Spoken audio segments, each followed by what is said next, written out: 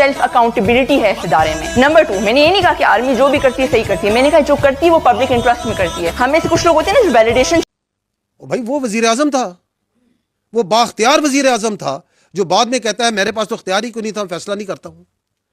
وہ اتنا بااختیار وزیر اعظم تھا کہ اس وقت تو وہ قوم کے جو آپ کا آرمی چیف ہے اس کو قوم کا باپ بھی ڈکلیئر کر دیا تھا انہوں نے.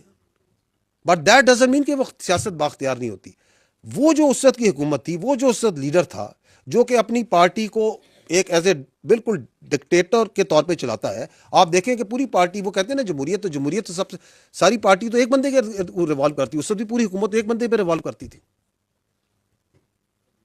اس وقت بھی ان کو تھا بات چیت کرو, بات چیت کرو, بات چیت کرو, اور وہ جس چیز کے پیچھے پڑ جاتا ہے کہ بات چیت کرو, بات چیت کرو. اور جو اس وقت ڈی جی آئی تھے وہ کدھر ہے اس وقت, جن کو انہوں نے اپنی سیاست کے لیے استعمال کیا. آپ یہ ادارے پہ نہیں لگا سکتے, یہ شخصیات کا کھیل تھا. آپ کے کیا جذبے؟ جی الحمدللہ جذبے بالکل ٹھیک ہے, اور ہم ان کو یہ جواب دینا چاہتے ہیں کہ آپ نے سارا کچھ دیکھ لیا, ابھی یہ ہمت نہ کرنا, اگر کرنے کچھ دن کے لیے شہر سے باہر چلے جائیے. اگر ہم باہر گئے نا تو لوگ بولیں گے مالک ڈر کے بھاگ گئے, اور بھاگنے والوں میں سے ہم ہیں نہیں.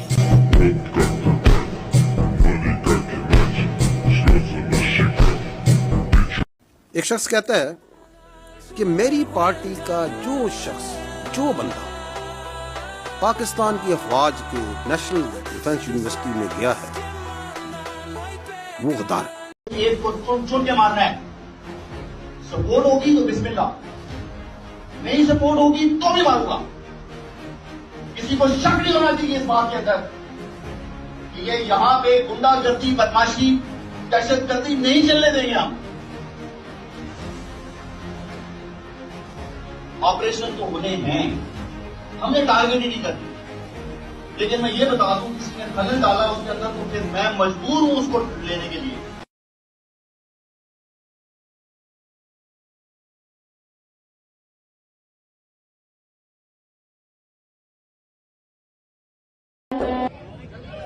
آج بھی میرے خیالوں کی تپش زندہ ہے, میرے گفتار. اگر ریاست توازن کھو دے تو پھر روایتیں دم توڑ جاتی ہیں. ہم ایسا نہیں ہونے دیں گے. یا تو یہ ریاست انصاف کو قائم کرے گی, یا پھر ہم انصاف کی بنیاد پر ایک نئی ریاست قائم کریں گے.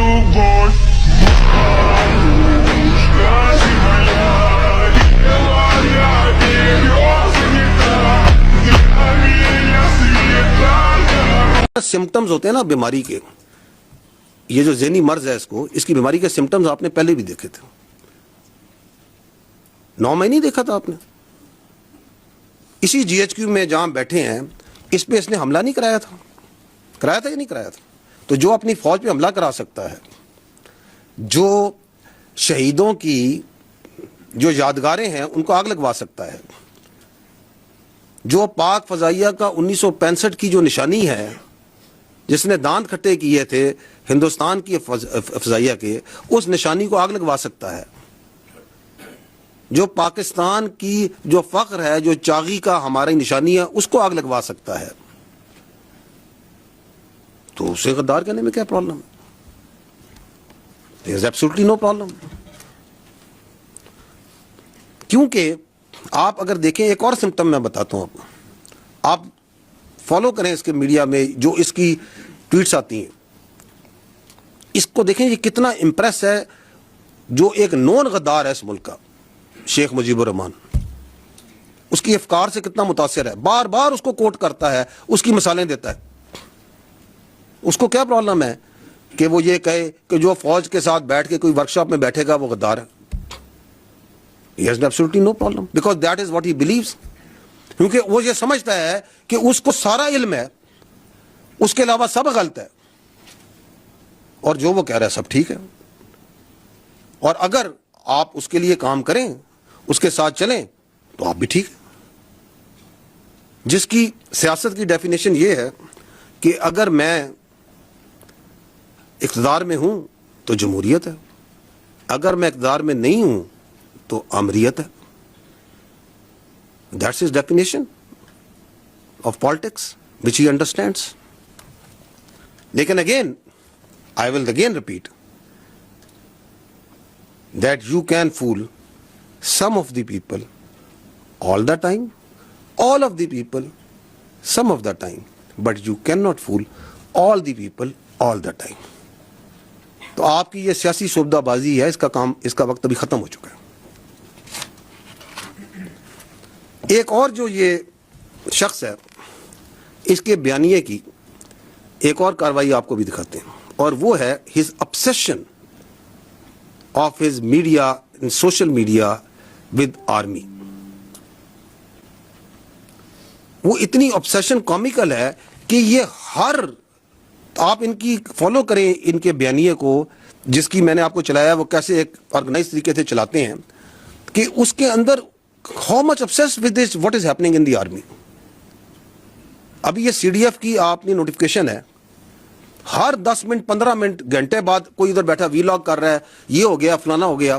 کبھی کسی نے کسی کو وائس چیف ڈکلیئر کر دیا کہ بھائی یہ وائس چیف بن گیا ہے، یہ ابھی پروموٹ ہو گیا ہے. اور یار تمہیں کیا obsession ہے فوج کے ساتھ؟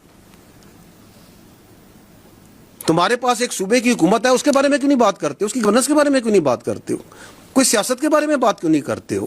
یہ دہشت گردی کی اتنی بڑی جنگ چل رہی ہے، اس کے بارے میں بات کیوں نہیں کرتے ہو؟ یہ ہندوستان سے اتنی بڑی تھریٹ ہے، تم ایک سیاسی پارٹی ہو، تم اس کے بارے میں بات کیوں نہیں کرتے ہو؟ اور پاکستان کے اتنے ایشوز ہیں، آپ لوگ ان کو ہائی لائٹ کرتے ہیں. Why don't you talk about it? تمہاری سوئی کیوں اس فوج پہ پھنسی ہوئی ہے؟ کیونکہ تمہارا پورا بیانیہ اس فوج کے اوپر ہے. ہم بار بار تمہیں کہہ رہے ہیں کہ ہمیں اپنی سیاست سے دور رکھو. ادھر پاکستان کی فوج میں کوئی واقعہ ہو جائے، کچھ ہو جائے، یہ اس طرح